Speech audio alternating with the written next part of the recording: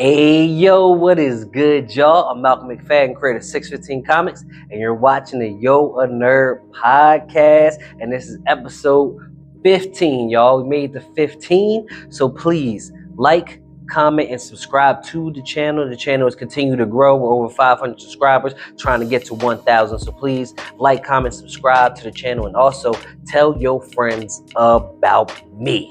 All right. And so this episode, y'all. I'm gonna be doing just one topic, but a couple things that kind of string off this one topic. Well, let's just get right into it and let's talk about it. So, this episode we'll be talking about Green Arrow and its cancellation and what that means and stuff like that.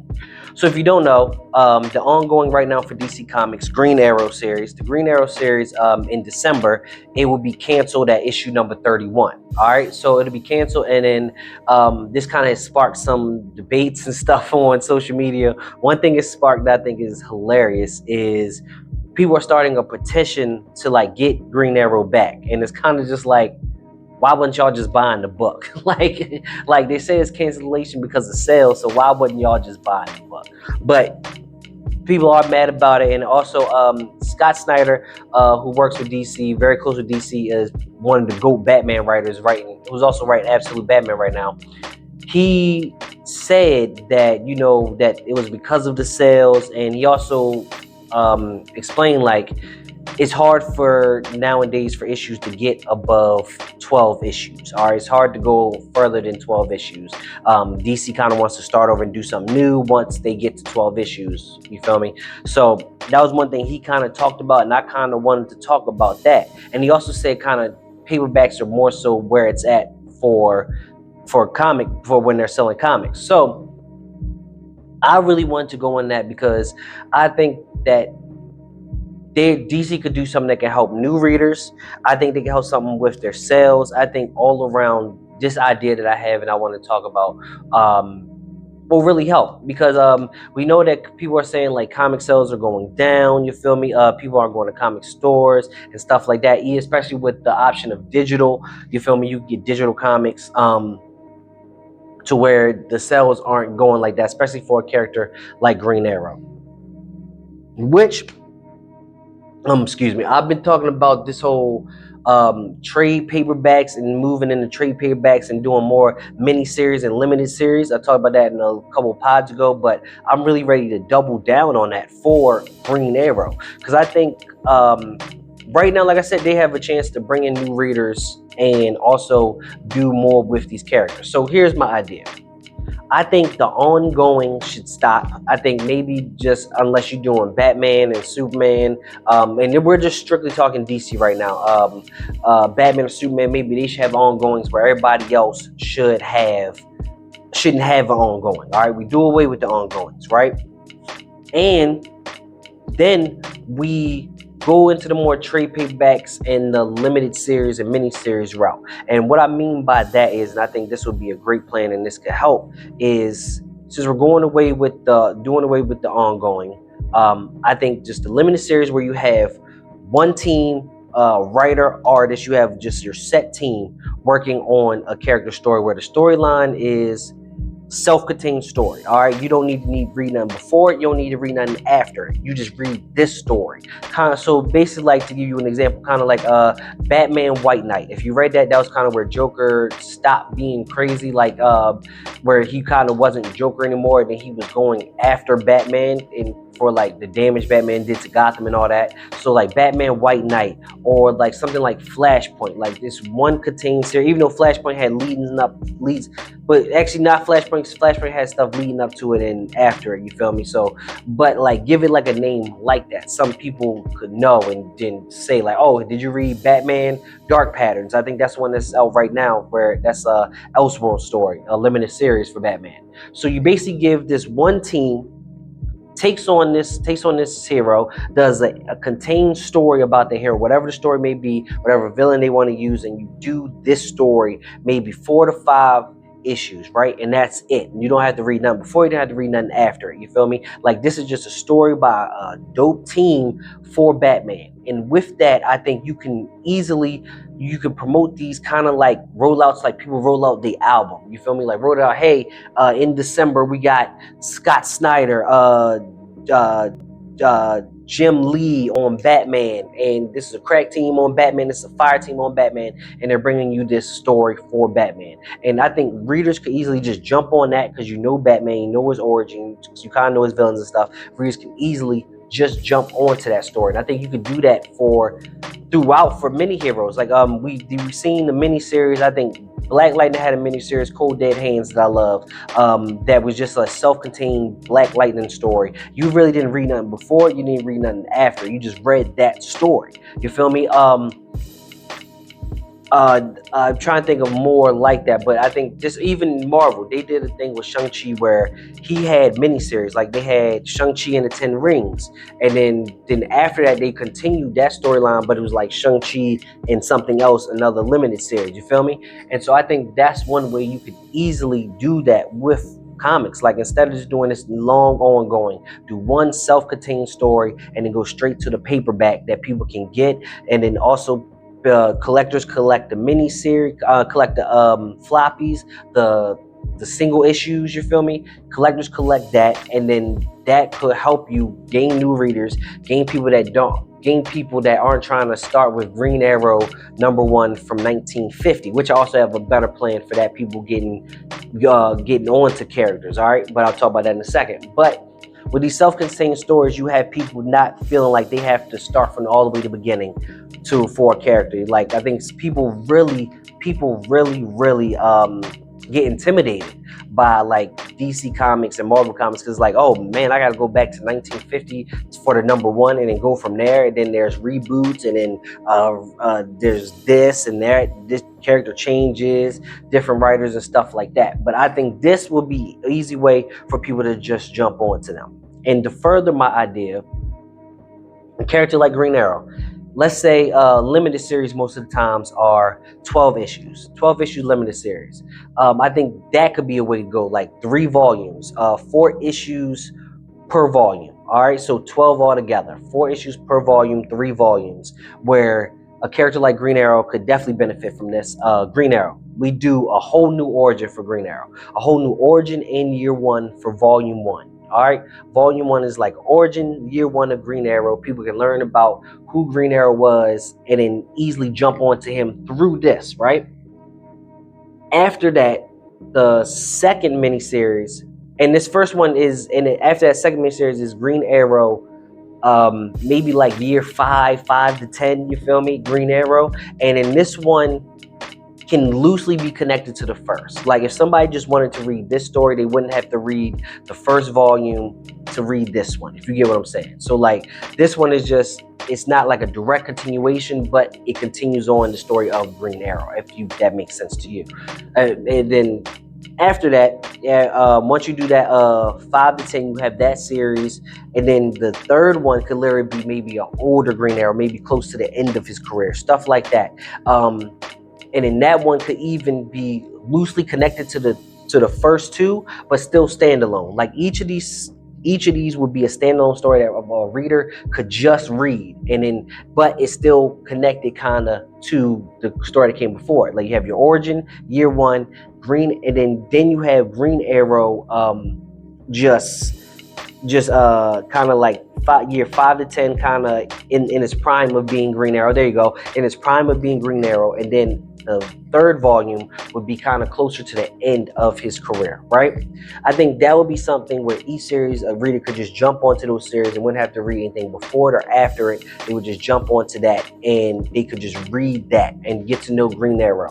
And then after that, let's say it becomes popular, people like it, you go into the mini series again. You say, hey, we got this team, we got Jeff Lemire, we got another artist, whatever. We got Jeff Lemire, another artist. We got a creative team on this new Green Arrow that could either take place somewhere in between the origin and the end of Green Arrow, somewhere in this, but it's still kind of standalone, but it's still Green Arrow. You feel me? And somebody could just jump onto that story and just read that, and that could be a way you continue to do it.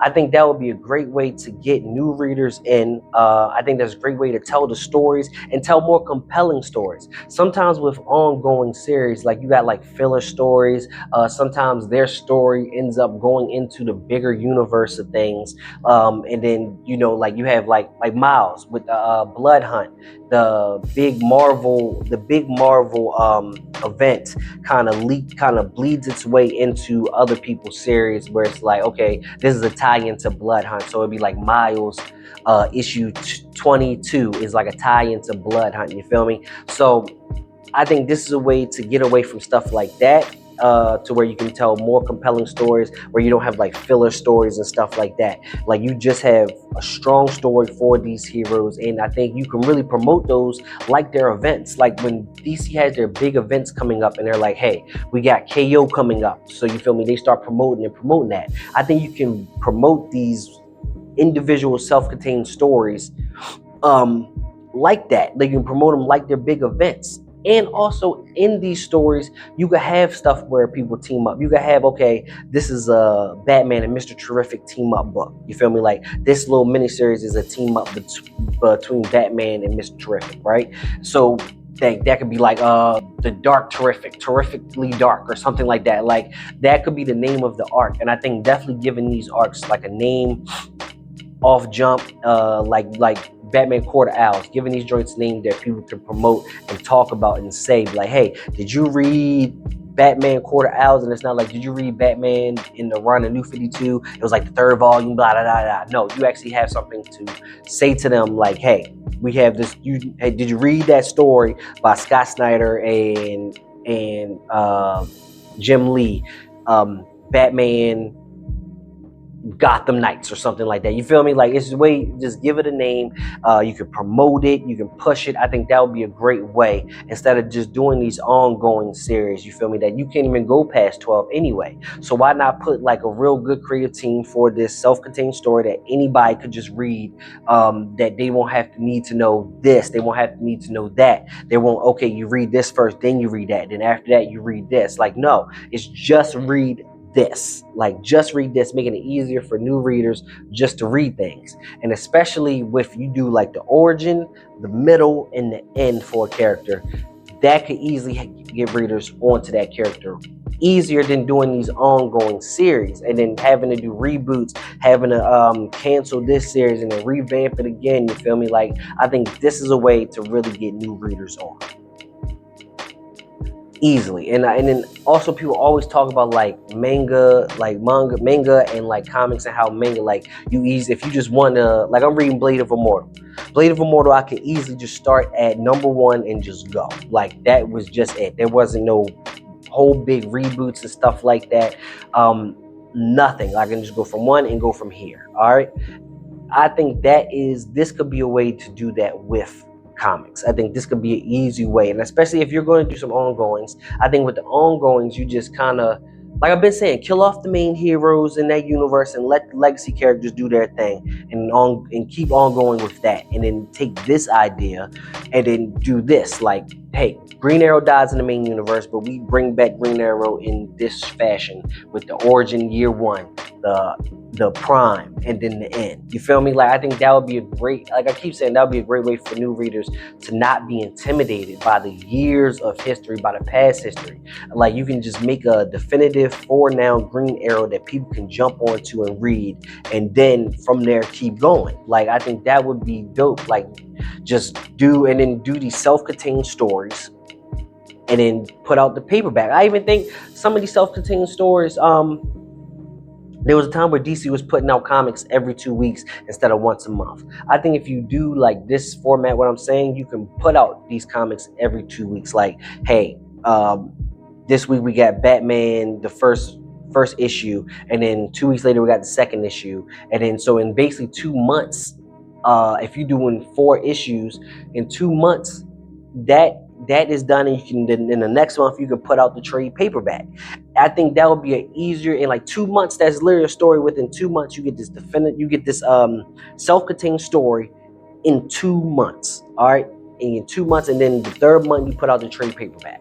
I think that would be a great way to do it, a great way to push these heroes. And like I keep saying, get new readers on.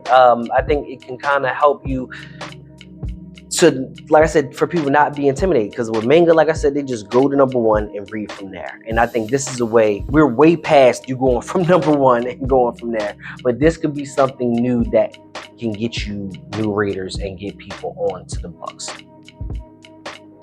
That's really my big idea on that, and I'm gonna keep saying it and keep pushing it, because I think that is a way to get these readers on to it. I think it's easily for people to not feel intimidated, to not have to go through all this history. And if we give with characters like Green Arrow, Aquaman, their past and stuff has been so recoined. It would be nice for us just to give them a definitive origin story, like a definitive origin story for this new age and new time that we're in, where people can just, hey, this is Aquaman. This is Aquaman's origin. You know, this is how he began. This is how he came about, and then continue stories from there. You feel me? So it just gives people somewhere new to start up and not have to go back to 50s and 60s or the 40s for some heroes to read their number ones and their origins and stuff like that. And also, if you're somebody like me, sometimes reading the older books, like the artwork style is different. Just comics were different back then than they kind of are now. How they were written, the styles and all that. And so I like the modern styles of comics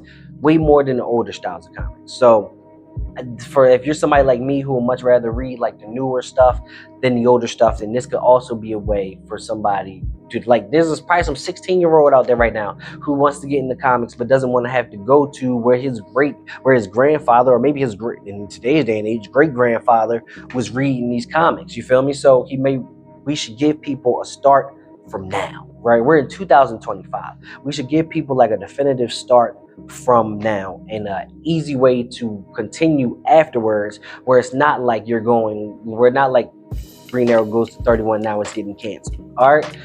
So that's my idea. I think that could really help. And I just think getting good creative teams on a book for not a long run, because even sometimes where we get these long runs where sometimes in the middle of a run the art changes, or sometimes the writer changes in the middle of a run, and that could definitely put somebody off. I know there's been comic series that I've read where it's like from one month to the other, it was just so different. Like the art wasn't the same. Like it just was hard to continue with it because it changed. You feel me? So people sometimes really don't like change.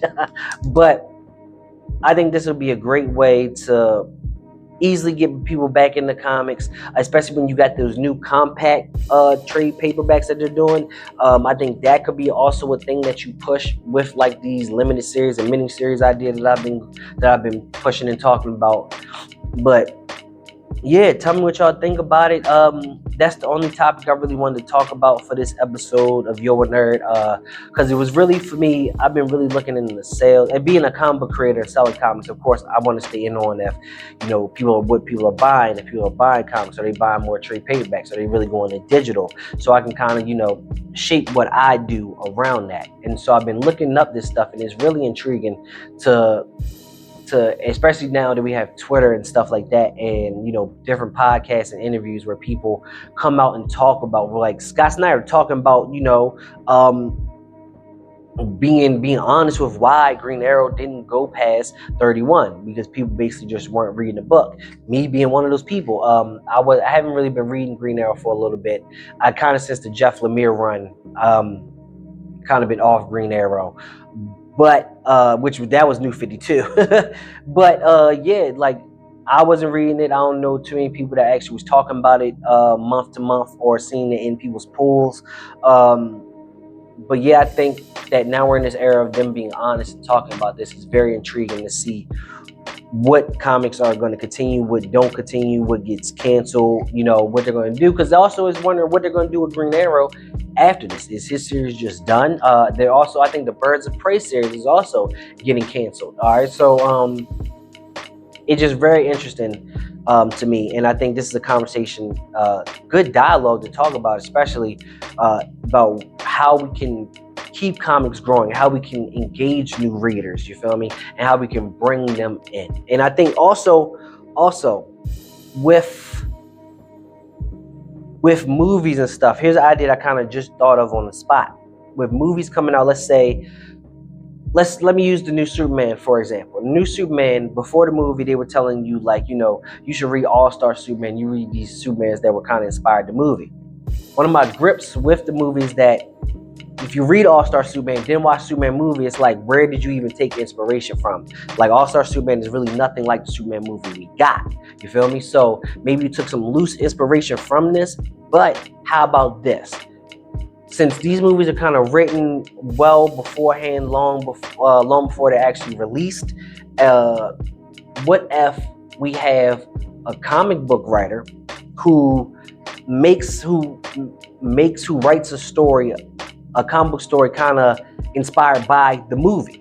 You get what I'm saying? Like, it's kind of inspired by the movie. Like, it's a self-contained story that I've been talking about, where you don't got to read nothing before or after, but it's kind of a self-contained story that's kind of inspired by the movie. You feel me? So once the movie comes out, I think you say, hey, like that Friday the movie comes out, I think the Wednesday before that, you release the first issue of this comic. All right, the first issue of this comic, or have it been released a couple months beforehand, and then have the last issue be the Wednesday before that movie comes out, and then the next month you have the trade paperback while the movie's kind of still in theaters, and people can say, hey, you like this movie? Well, there's this comic book series right now that you can just jump into and read that is inspired by the movie. All right, inspired by the movie, or that is inspired by the movie, or together, or have the director and the comic book writer to work together while they're writing the movie to make a comic book that is kind of like the movie for people to read. You get what I'm saying?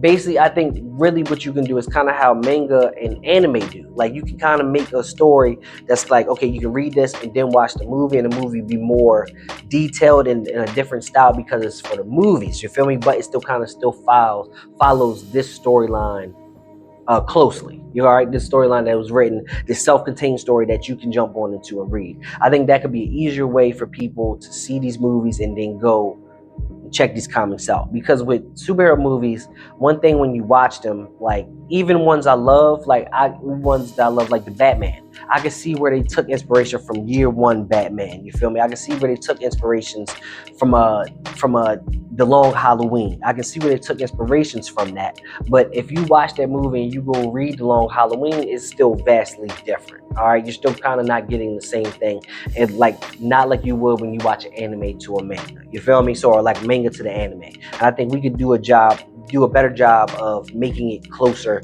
together and putting out a product that moviegoers can just go to the comic book store and pick up and be like, hey, I like that new Superman movie. Well, bam, this is exactly what you're looking for in the comics. You get what I'm saying? That's just the idea that I just came up. Hope I didn't go way too over the time that I wanted to go adding that in there. But I think this is a time where we really should be trying to engage new readers, bring them into the comic scene. I think with the boom of comic book movies, that we should have been trying to pull people into the comics and bring them in. And I feel like they haven't done that as much. I love what James Gunn and them did with the whole saying, hey, these are books that are inspired by this movie, especially with the Supergirl coming out. People like, hey, read Supergirl, Woman of Tomorrow. You feel me? So I think that is a great starter way to bring people in, but I think we should continue and double down on bringing these people into comics. Whew, that was a mouthful. That was a mouthful. I was definitely expecting that to be a mouthful, but I just wanted to spend this whole podcast talking about that and going in depth about that. just kind of start a conversation. I'm hoping people will see this and then also, you know, comment and tell me what they think about it, what they think could help new readers. So if you're watching this, please engage with me. Tell me what you think. If you think this idea is trash, if you think it's dope, if you think this could help new readers, maybe we need to start a campaign to push this idea up to the higher ups at DC. Somebody get Jim Lee on the phone. Get Jim Lee on the phone. Get Scott Snyder on the phone. Like, but for real though, yeah, just tell me what y'all think in the comments about this topic. And hey, are you mad that Green Arrow is getting canceled? Did you read Green Arrow? Was it an actual good book? You feel me? Let's talk about these things. So please hit up the comments. Please like the video, comment, subscribe to the channel. Normally I typically talk about more topics than just one topic, but I felt like for episode 15 that this was a good topic just to talk about and to kind of go into and give more time to and give more space to, you feel me? So I think it's important, because I really think it's important. So please like, comment, subscribe to the channel. Thank y'all for watching Yo Nerd episode 15. The next couple episodes will have a lot more topics, because a lot is going on in the Nerd Dome right now. A lot is going on that I want to talk about. So please check me out. Everywhere you can follow me is in the description. So follow me and tell your friends about me. Peace, y'all.